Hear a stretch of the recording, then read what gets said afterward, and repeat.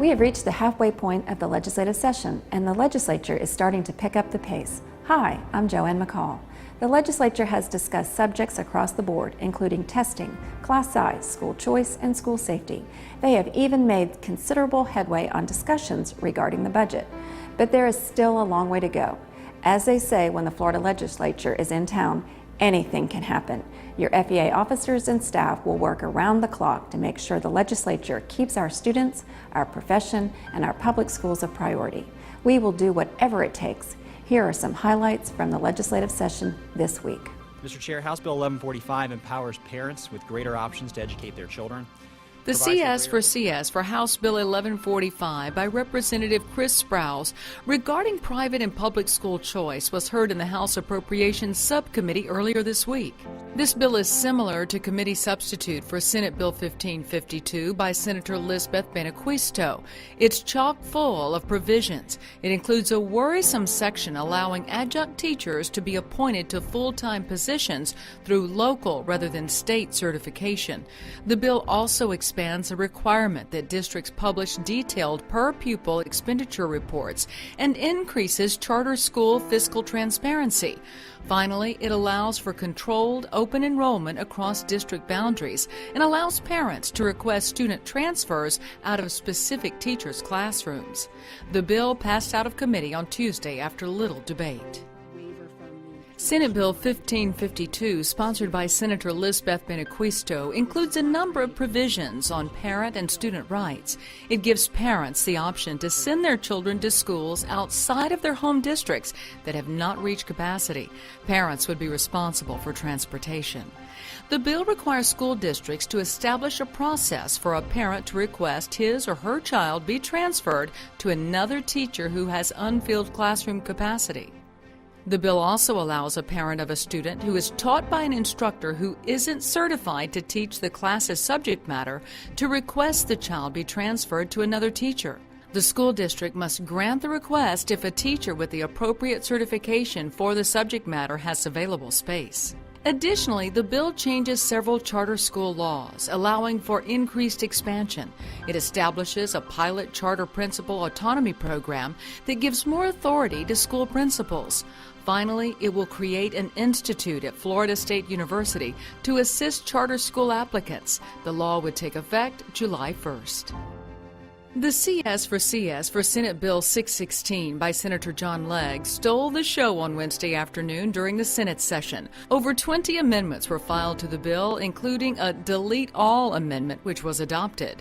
There was passionate debate over the wisdom of even using the results of the admittedly flawed rollout of the FSAs last month. I understand that you're in a discussion with the folks over in the House, and I don't like this bill. I don't think it goes far enough. But I know you've worked your rear end off on it, and I empathize because I've been there many times. And I'm not really sure what to do. If you represent to this body that this bill isn't coming back, well, then I'm in one posture. But if there's a chance this bill's coming back, then I would like this chamber to send the strongest message to the Department of Education and to our colleagues in the House that we think there's too damn much testing going on in this state with people that we ought to know damn good and well are going to pass this test, and yet we're forcing them to take it anyway. And what sense does that make except to line the pockets of a bunch of testing vendors? We owe it to the people of this state to do it right. One of the reasons we're here today is because we've made such a mess of our educational system in so many different ways. However, the majority of the Senate preferred to press on and hope things will go well with the remaining state assessments, in spite of the FSA training test failures reported this week. There are major differences in the latest committee substitute, which was adopted as amended. Senate Bill 616 maintains earlier elimination of the 11th grade English Language Arts statewide assessments and the PERT exams. It also keeps the 5% cap on the amount of time students can be tested per year, and the changes to the components of teacher evaluations that we have seen in other versions of this bill. The latest amendments to this bill require a validity study before the results may be used for teacher or student evaluation or school grades, and removes both a waiver process and the penalties associated with that.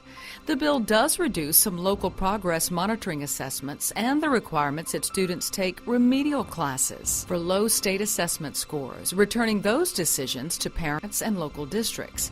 Other changes include requiring the district to do professional development for teachers that are marked as less than effective. This bill is in the Senate along with HB 1769, the House's assessment bill. More work remains before we'll know exactly what changes will occur as the House and Senate try to resolve the outstanding differences between these two similar bills. There is still time to contact your legislature. They are listening. Don't have contact information?